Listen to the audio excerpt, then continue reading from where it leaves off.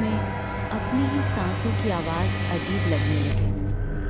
साल 1996, टेक्सास के एक छोटे से शहर एबिलीन की एक घटना आज भी लोगों को डराती है और शायद कभी भुलाई नहीं जा सकेगी।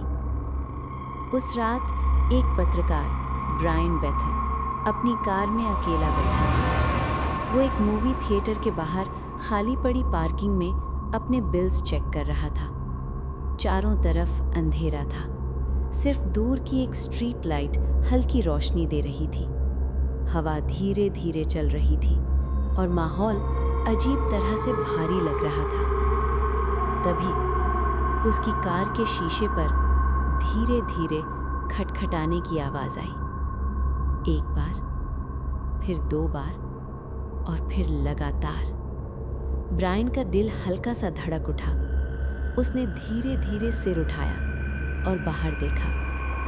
वहाँ 2 बच्चे खड़े थे, अचानक से जैसे वो कहीं से भी प्रकट हो गए हों। उनकी उम्र करीब 10 से 14 साल के बीच थी। उनके कपड़े पुराने थे, जैसे किसी और समय के हों, और उनके चेहरे अजीब तरह से शांत, बिल्कुल बिना किसी भावना के। ब्रायन को ये अजीब लगा, लेकिन उसने खुद को शांत रखा। तभी उनमें से एक लड़का थोड़ा आगे आया और बोला, सर, हमें अंदर आने दीजिए, हमें घर जाना है, हम अपनी माँ को कॉल करना चाहते हैं।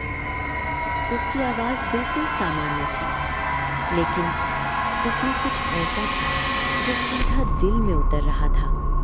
एक अजीब सा डर जिसका कोई कारण नहीं था, फिर भी बहुत गहरा था। ब्रायन ने बिना सोचे मना कर दिया। उसने कहा, नहीं, मैं मदद नहीं कर सकता। कुछ सेकंड के लिए सन्नाटा छा गया, लेकिन तभी वो लड़का थोड़ा और करीब आ गया, इतना करीब कि अब उसका चेहरा साफ दिखाई दे रहा था। और फिर उसकी आंखें। ब्रायन ने जो देखा वो इंसानी नहीं था, वो पूरी तरह काली थी। ना कोई सफ़ेद हिस्सा, ना पुतली, बस गहरा अंतहीन अंधेरा। ऐसा अंधेरा जिसमें देखते ही दिल बैठ जाए। ब्रायन का दिल अब तेजी से धड़कने लगा।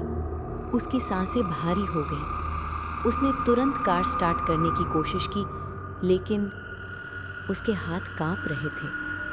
तभी दूसरा बच्चा आगे बढ़ा। हम आपको नुकसान नहीं पहुंचाएंगे, बस हमें अंदर आने दीजिए।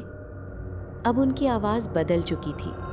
वो अब विनती नहीं कर रहे थे, वो आदेश दे रहे थे, जैसे उन्हें अंदर आना ही है। ब्रायन को अचानक महसूस हुआ, अगर उसने दरवाज़ा खोल दिया तो कुछ बहुत भयानक होने वाला है, कुछ ऐसा जिससे वो कभी वापस नहीं आ पाएगा।